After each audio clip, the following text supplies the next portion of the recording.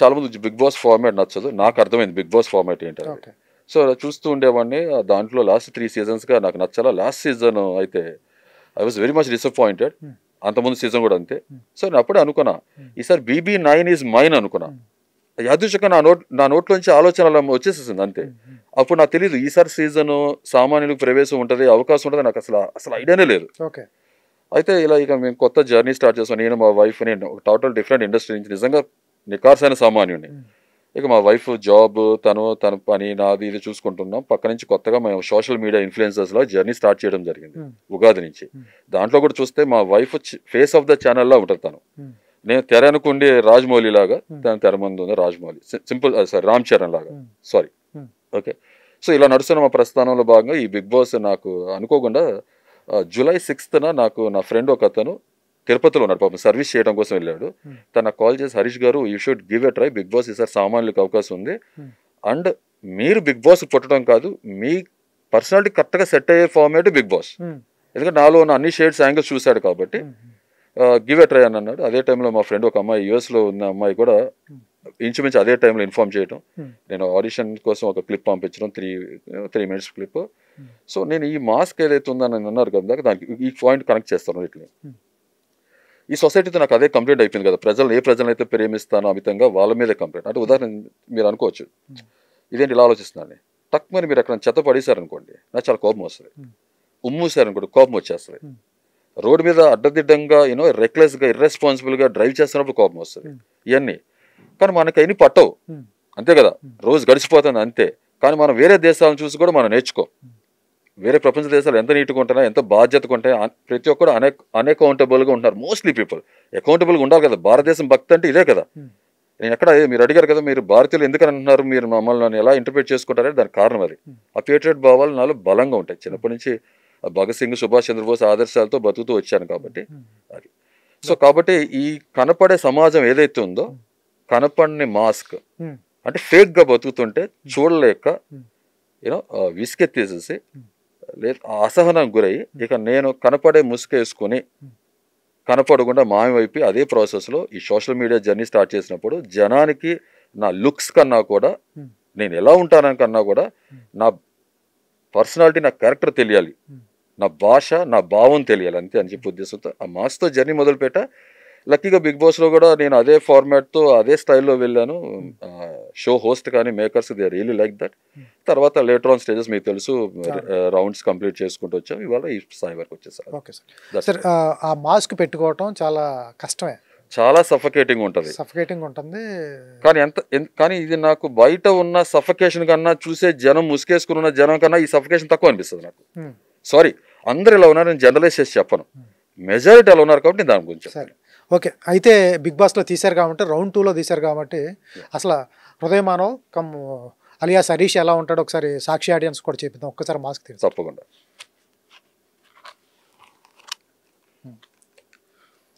So ఇది నేను, ఇది ఒరిజినల్, ఇది హరీష్. ఇందా వరకు మీరు మాస్క్ మ్యాన్ హృదయ్ అనుకోండి, హృదయ మానవ్ అనుకోండి, హృదయ మానవ్ అనుకోండి, లేదంటే తల్లిదండ్రులు పెట్టిన హరీష్ కానీ, లేకపోతే నా జీవితం నెక్స్ట్ లైఫ్ ఏదైతే ఉందో హరిత హరీష్, అలా శివపార్వతుల్లాగా లేకపోతే సీతారాముల్లాగా హరిత హరీష్గా పూర్తిగా ఎలా పిలిచిన నేనే. భార్య సగభాగం అంటారు, హరిత హరీష్ అని పేరు పెట్టారు, మొత్తం ఫేస్ ఆఫ్ ఆవిడే రాజమౌళి అంటున్నారు. ఇవన్నీ చేసిన మీరు బిందు మాధవి వచ్చి మీ మెల్ల లోజర్ అని ట్యాగ్ చేసినప్పుడు, నేను నా భార్యను కొట్టాను అని చెప్పినప్పుడు ఎందుకు ఒప్పుకున్నారు? అంటే దీని ముందు పాయింట్ కూడా చెప్తా. ఇప్పుడు నేను చిన్నప్పటి నుంచి కోపిష్ట మనిషి అని చెప్పారు. ఎందుకంటే నేను పెరిగిన వాతావరణం, సమాజం, సొసైటీ చూస్తూ పెరిగాను కదా. బుక్స్లో ఒకటి రాసి ఉంది, నిజ జీవితంలో ఒకటి జరుగుతుంది. సినిమాలో హీరోలు ఒకరు కనబడుతున్నారు, బయట అంతా విలన్లు కనబడుతున్నారు. సో ఆ కోపంతో పెరిగిన ఆ తత్వం ఏదైతే, నేను కూడా అందరూ పిల్లల్లాగానే చక్కగా నవ్వుతూ ఆనందంగా ఎంజాయ్ చేయాలనుకునే మనస్తత్వం మనిషిని. చాలా నా క్లోజ్ అసోసియేట్స్ తెలుసు, ఎంత సరదాగా ఉంటా, ఎంత ఫన్గా ఉంటా. అంటే రెండు వాడతానండి లైఫ్లో, నమ్ముతా.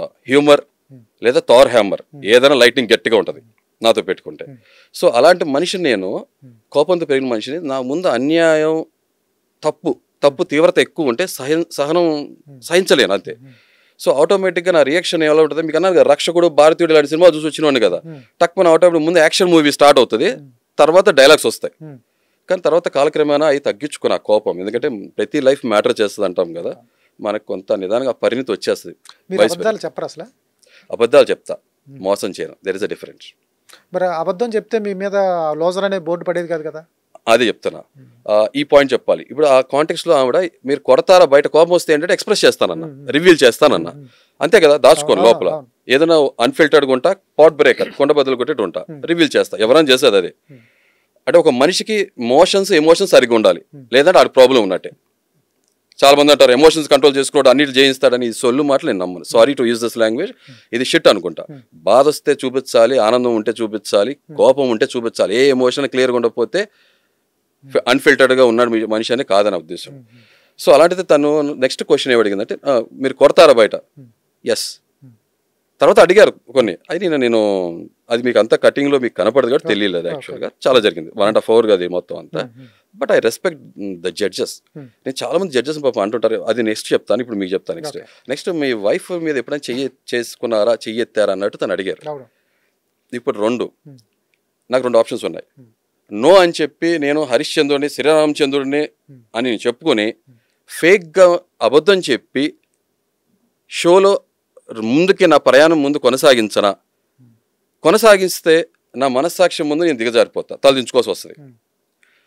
మీకు విషయం చెప్పాలి, ఇక్కడ మా వైఫ్ ఇంటికి వచ్చినాక నన్ను ఎందుకు అలా చెప్పావు, ఇది మన పర్సనల్ విషయం, 4 గోడల మధ్య ఉన్న విషయం, నీకు చెప్పాల్సిన అవసరం ఏంటి? మనం ఎంత ప్రేమగా ఉంటామో, అసలు నువ్వు నన్ను ఎంత ప్రేమిస్తావో సమాజానికి ఎవరు తెలియదు. పరస్త్రీని కనీసం పొరపాటుగా తప్పుగా కూడా చూడవు కదా, అలాంటిది నువ్వు ఎందుకు చెప్పాల్సి వచ్చింది? అక్కడ ఉన్న వాళ్ళందరూ కూడా ప్రతి ఒక్కరికి ఏదో ఒకటి డార్క్ సైడ్ ఉంటుంది, చెప్పుకుంటారా? చెప్పుకోరు. తర్వాత ఇంకొకటి, మొగుడు పిల్లల మధ్యలో గాలి కూడా రాకూడదు. అలాంటిది 3వ వ్యక్తి అడిగితే నువ్వు ఎందుకు చెప్పావు? నేను ఒకటే మాట అన్నా, కన్నా ఈసారి బిగ్ బాస్కి వెళ్ళేది బిగ్ బాస్ కోసమే.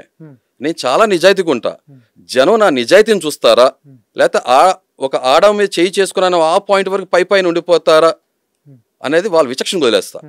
ఓకే. రెండోది, నేను బిగ్ బాస్ అవకాశం వస్తుంది, గుడ్ బుక్స్లో నేను నటిస్తా. నేను అంతమంది సీజన్స్లో నటించారుగా, ఆ బిడ్డ ఈ బిడ్డ అని ఫేక్ చేసి అందరికీ పెట్టారుగా. సో అది చేయటం ఇష్టం లేదు నాకు, నేను నిజాయితీగా ఉంటా. ఈసారి జర్నీ ఎలా ఉంటారే, వచ్చాడ్రా ఎక్కడి నుంచో, లౌడ్గా ఉన్నాడు, LOUD లౌడ్, కానీ షో ఎండ్కి LOVED లాగా ఏడ్రా, లౌడ్. అలా ఉండాలి. వీడు సామాన్యుడు కాదరా, అసామాన్యుడు, కామన్ మ్యాన్ కాదు కమాన్ మ్యాన్ అన్నట్టు ఉండాలి. సో కాబట్టి నాకు నాలా ఉండాలి. ఇంకొకటి, రేపొద్దున మా ఫాదర్ కూడా అన్న ఎందుకు చెప్పావు నాన్న అని. మా వైఫ్ అందే, నాకు వేరే ప్రొఫెషనల్ లైఫ్ ఉంది, ఏమనుకుంటారు జనం, అనుకునే చాలా అనుకుంటారు. కానీ మనం ఏంటో ట్రూ సైడ్ తెలిసినప్పుడు ఆ పరిణితి, ఆ విచక్షణ, ఆ మెచ్యూరిటీ ఉన్న వాళ్ళు అర్థం చేసుకుంటారు. అరే మనం కోరుకుంది నిజమైన మనిషి కదా, స్ట్రైట్ ఫార్వర్డ్ ఉండే మనిషే కదా, మరి ఎందుకు మనం ఆమోదించలేకపోతున్నాం, ఎందుకు కంప్లైంట్ చేస్తున్నాం అని ఆలోచించాలి. ఇంకోటి, అలా ఇంటర్నెట్ మొత్తం కూడా ఎలా పోర్ట్రే అయిందంటే వైఫ్ బీటర్, ఇదేనా గుళ్ళో గంట పొద్దున సాయంత్రం కొట్టడానికి, లేకపోతే స్కూల్లో గంట పైన కింద కొట్టడానికి పొద్దునే కాదు కదా. చదువుకున్న అమ్మాయి ఇష్టపడి వచ్చింది, నేను అలా కొడుతుంటే ఉంటుందా నాతో పాటు 20 సంవత్సరాలు? ఈ విచక్షణ లేదు వీళ్ళకి జనానికి. అదే చెప్పట్ల హాఫ్ నాలెడ్జ్ గా ఉంటారు. సారీ టు యూజ్ నిబ్బా అంటారు, ఈ మధ్యన వాడుతున్నాం కదా వీళ్ళు. ఈ నిబ్బితో నేనేం చెప్పాలి? నాతో మాట్లాడితే అబ్బా అంటారు తర్వాత. ఇది నేను. సో మా వైఫ్తో ఇంకోటి మాట, కన్నా నాకు ఒక ఆపర్చునిటీ వస్తుంది, షో గెలుస్తారు రేపు అనుకుందాం, కానీ ఎనీ పాయింట్ ఆఫ్ టైం చాలా హ్యాపీ ఫీల్ అవుతావు. ఇప్పుడు మన జర్నీ గడిచిపోతుంది, కానీ నీ లైఫ్లో, నీ ఆలోచనలో, నీ మధ్యలో, నీ మనసులో ఒక మాట ఉండిపోతుంది. ఏంటంటే సక్సెస్ కోసం మా కన్నా అబద్ధం చెప్పగలడు,